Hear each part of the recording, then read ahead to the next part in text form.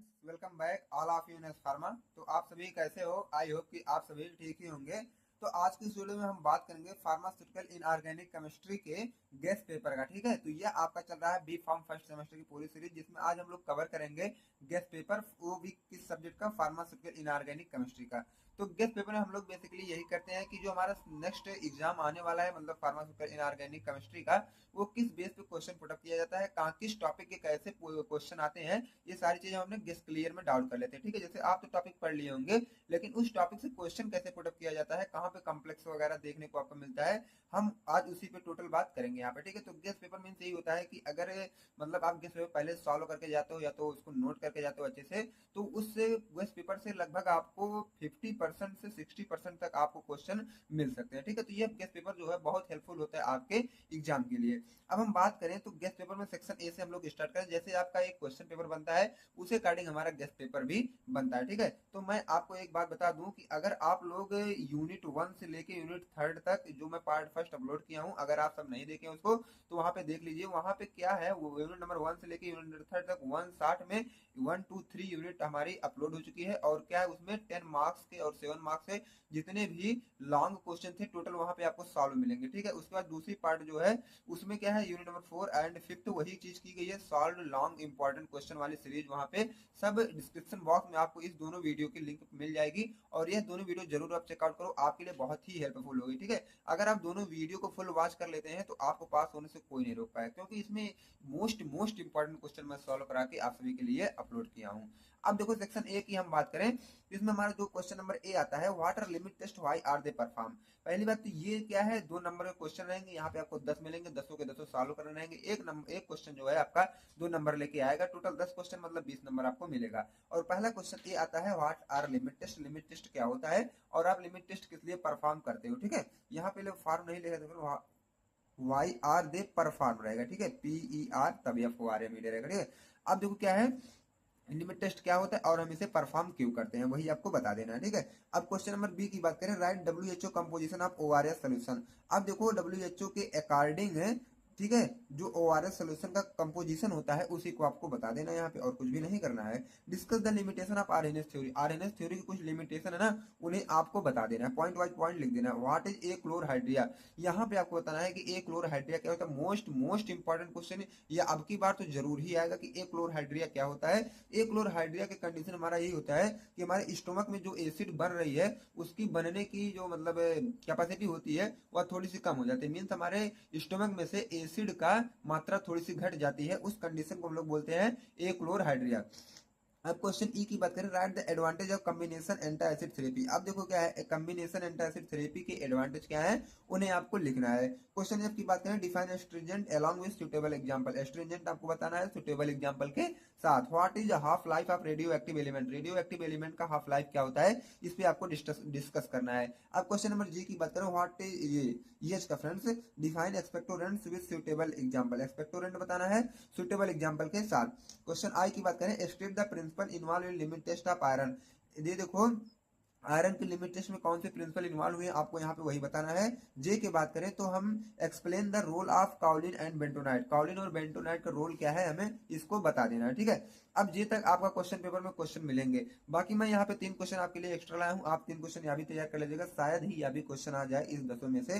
English the use of poison and antidote and differentiate between alpha beta and gamma rays. ये question जो है शायद ये मिल जाए आपको वहाँ पे। ठीक है, व्हाट इज रेडियो एक्टिविटी और गिव इट्स यूनिट। ठीक है, यहाँ पे जो तीनों क्वेश्चन यहाँ भी बहुत बहुत इंपॉर्टेंट है, या भी क्या है आने की पूरी इसकी प्रायोरिटी होती है। अब हम सेक्शन बी की बात करें, सेक्शन ए में हमारा 10 क्वेश्चन था, ये 10 हो गया सॉरी फ्रेंड्स, हाँ 10 ही क्वेश्चन आता था ना।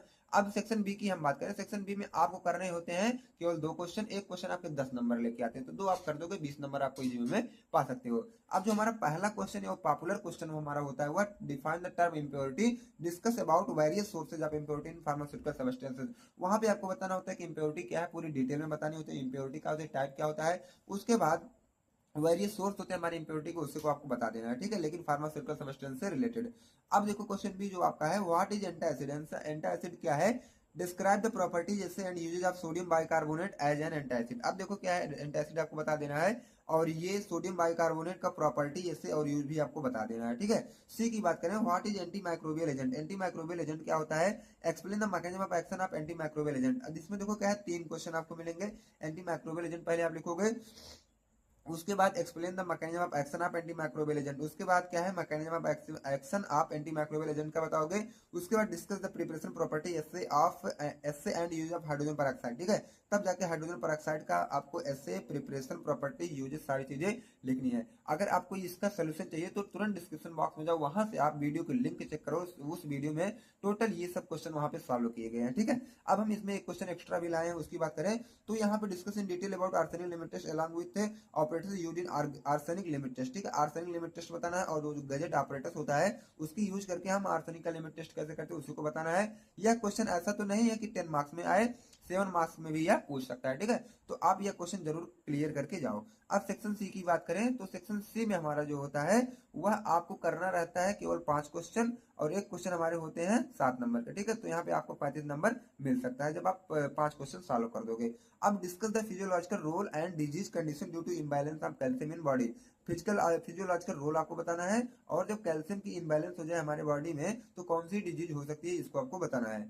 Outline anti caries agent, question B की बात करें तो एंटी कैरिज एजेंट हम किसे बोलते हैं, explain role of fluoride in dental caries, और फ्लोराइड का रोल क्या होता है हमारे डेंटल कैरिज में उसे बता देना है आपको। Right brief note on alpha beta gamma radiation, आपको ब्रीफ नोट लिखना है अल्फा पे, बीटा पे और गामा रेडिएशन पे, ठीक है। तो आप लोग इतना तैयार करके जाइए कि अल्फा पे 1 पेज लिख के आइए, बीटा पे 1 पेज और गामा पे 1 पेज, ठीक है। ये सारी चीजें आप अगर ये 7 मार्क्स में पूछता है तो कम से कम 2 से 3 पेज लिखना तो कंपलसरी हो जाएगा आपको। अब देखो डी की बात करें, व्हाट आर हिमेटेनिक्स, हिमेटेनिक्स क्या होता है, explain method, preparation, property and use of ferrous sulphate. पहले आपको हिमेटेनिक्स बताना है, उसके बाद फेरस सल्फेट का ये प्रिपरेशन, प्रॉपर्टी, यूज ऐसे वगैरह जो भी होते हैं सारी चीज आप लोग लिख दीजिएगा। उसके बाद हम ई की बात करें, क्वेश्चन नंबर ई की, classify cathartics according to their mechanism of action with suitable example. यहाँ पे आपको कैथार्टिक्स को क्लासीफाई करना, जो लैक्जेटिव परगेटिव वगैरह होते थे ना, सारी चीजें आपको क्लासीफाई कर देना वहां पे, और उसके बाद उसके मैकेनिज्म ऑफ एक्शन को भी करना है लेकिन एग्जांपल के साथ। तो ये हमारा क्वेश्चन नंबर ई भी एंड हुआ। अब हम बात करें एफ का, तो एफ में देखो, explain the principle construction and working and use of Geiger Muller counter with neatly labelled diagram. यहाँ पे आपको पहले जीएम काउंटर का एक अच्छा सा डायग्राम बनाना है, तब जाके उसको एक्सप्लेन करना। सबसे पहले आप उसका प्रिंसिपल बताओगे, फिर देन कंस्ट्रक्शन, उसके बाद वर्किंग, यूज, सारी चीज आपको जीएम काउंटर का मतलब गीगर मुलर काउंटर का बताना है। इन रेयर केस कभी आयोनाइजेशन चैम्बर भी पूछ लेता है तो उससे आप डिस्टर्ब नहीं होगा, दोनों क्वेश्चन आप तैयार करके जाइएगा, ठीक है।